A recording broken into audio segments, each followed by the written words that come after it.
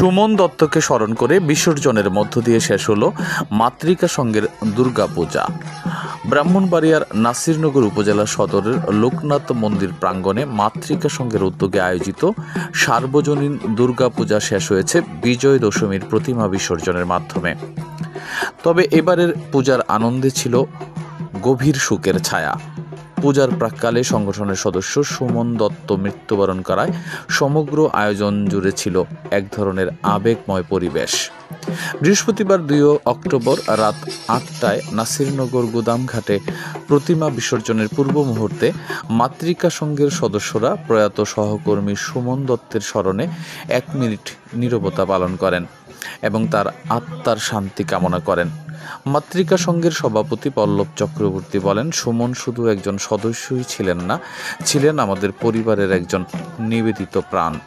পূজার প্রতিটি আয়োজনে তার অবদান আমরা আজ গভীরভাবে অনুভব করছি। তিনি আরও বলেন, যারা শ্রম ও অর্থ দিয়ে আমাদের পাশে ছিলেন, সংগঠনের পক্ষ থেকে আমরা তাদের প্রতি কৃতজ্ঞতা প্রকাশ করছি। প্রতিমা বিসর্জনের সময় লোকনাথ মন্দির চত্বর ও গুদামঘাট ছিল ভক্ত ও দর্শনার্থীদের ঢল। বিপুল সংখ্যক নারী পুরুষ মোমবাতি প্রজ্বলন করে মা দুর্গাকে অশ্রুসিক্ত নয়নে বিদায় জানান।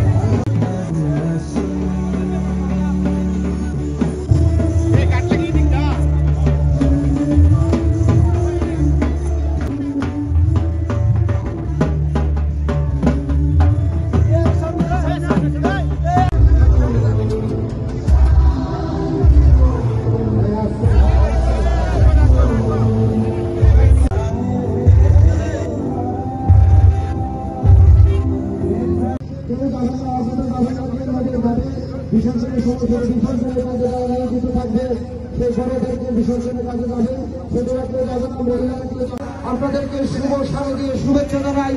আপনারা আমাদের জন্য, আমাদের মন্দিরকে কভারেজ করার জন্য অনেক পরিশ্রম করেছেন, অনেক ত্যাগ স্বীকার করে অনেক কাজ করে আপনারা আমাদের বিসর্জনের ঘাটে এসেছেন। আমাদের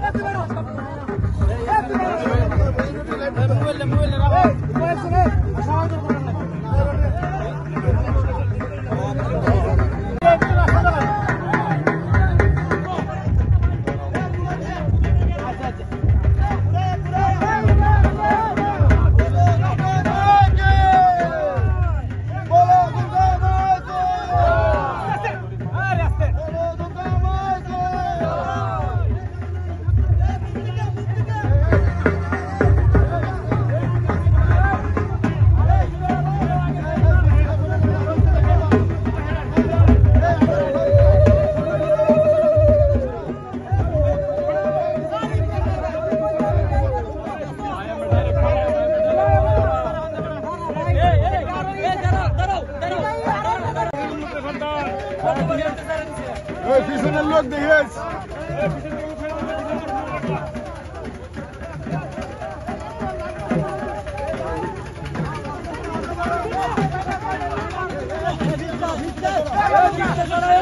আস্তে আস্তে